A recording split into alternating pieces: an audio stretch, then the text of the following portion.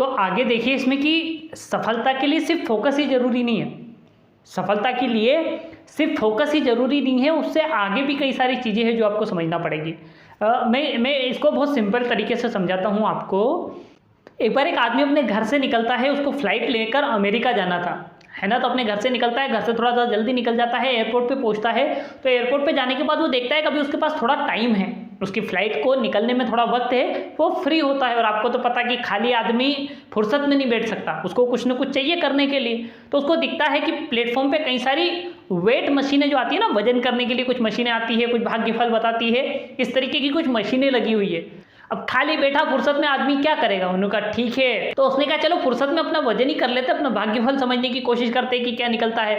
वो जाता है, जाने के बाद उस मशीन के ऊपर चढ़ता है, उस मशीन के अंदर एक कॉइन डालता है, और उस मशीन के अंदर से कॉइन डालने के बाद उसका भाग्यफल निकल कर आता है। उस पर्ची का ऊपर लिखा हुआ रहता है कि आपका नाम मिस्टर रामलाल है, आपका वजन 85 किलो है, और आप अभी अभी 2:20 की फ्लाइट से अमेरिका जाने वाले हैं। अब उस आदमी ने जैसे ही पढ़ा उसको बड़ा अजीब लगा। उन्होंने कहा यार इस मशीन को सब कुछ पता है, इसको मेरा नाम पता है, इसने मेरा वजन कर दिया, इसको किसने बोला कि साला मैं अमेरिका जा रही हूँ। उन्होंने कहा ठीक है, बड़ा कन्फ्यूजन उसको। वो दोबारा से फिर उस मशीन के ऊपर चढ़ा, फिर उसने उसमें एक कॉइन डाला, और कॉइन डालने के बाद फिर उस मशीन के अंदर से एक पर्ची निकल कर आई जिसके ऊपर लिखा हुआ था कि आपका नाम अभी भी मिस्टर रामलाल है, आपका वजन अभी भी 85 किलो है, और आप 2:20 की फ्लाइट से अमेरिका जाने वाले हैं। अब रामलाल का दिमाग खराब, उनका साला कुछ तो झोल करके रखा है फ्लाइट वालों ने, इनको कैसे पता है इस मशीन को सब कुछ, इन्होंने कुछ ना कुछ गड़बड़ी करी है। अब रामलाल ने अपने बैग उठाए, ले जाकर पहुंच गया रेस्ट रूम। वहां गया, जाने के बाद उसने अपने सारे कपड़े निकाले, सारे कपड़े निकालने के बाद दूसरे कपड़े पहन लिए। उनका आप पहचान में नहीं आऊंगा, थोड़ा सा चेंज हो गया, थोड़ा सा हेयर स्टाइल बदल लिया, और दोबारा पूरा का पूरा अपने आप को बदलकर फिर उस मशीन के पास आकर खड़ा हो गया।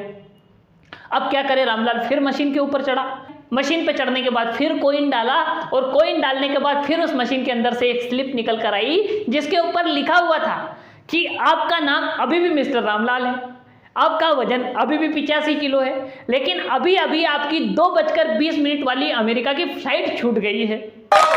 अब रामलाल का दिमाग पहले से ज्यादा खराब, क्योंकि पहले उसको सिर्फ मशीन में गड़बड़ी लग रही थी, अब तो उसकी फ्लाइट ही छूट गई, है ना। 2:20 से ज्यादा टाइम हो गया, उसकी फ्लाइट निकल गई, रामलाल वही कपड़े बदलता रह गया।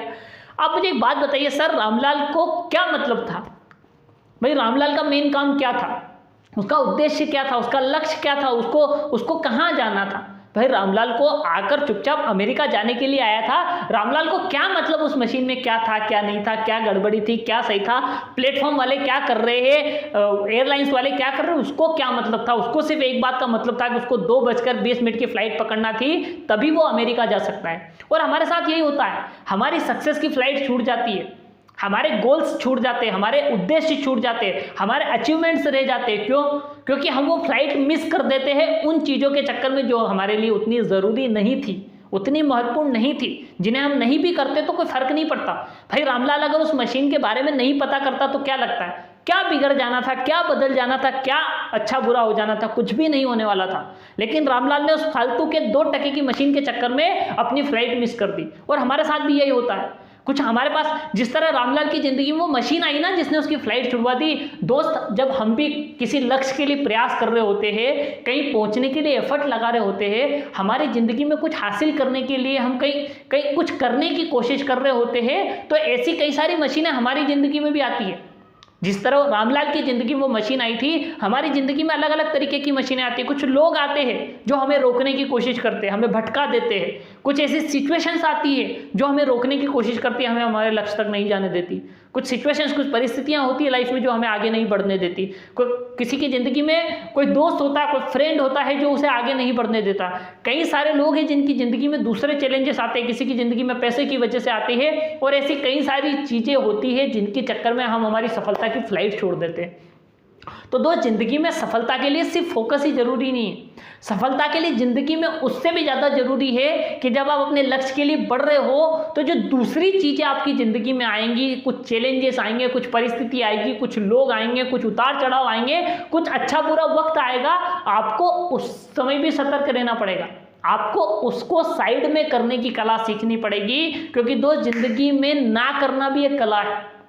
और ना करने वाले लोग ज़िंदगी में ज़्यादा सफल होते हैं उन लोगों के बजाय जो ज़िंदगी में हर चीज़ को हाँ कर देते। भाई आपको यूपीएससी क्लियर करना है तो आपको पढ़ाई करने में अपना वक्त लगाना चाहिए। आपके दोस्त का फ़ोन आता है, भाई आज सैटरडे शाम को चल पार्टी करते हैं, उस समय अगर ना करने की हिम्मत आप में है ना, तभी आप यूपीएससी क्लियर कर सकते, वरना बिलीव मानिए कि आप अपनी ज़िंदगी में उस लक्ष्य से भटक जाएंगे जो आप हासिल करना चाहते हैं।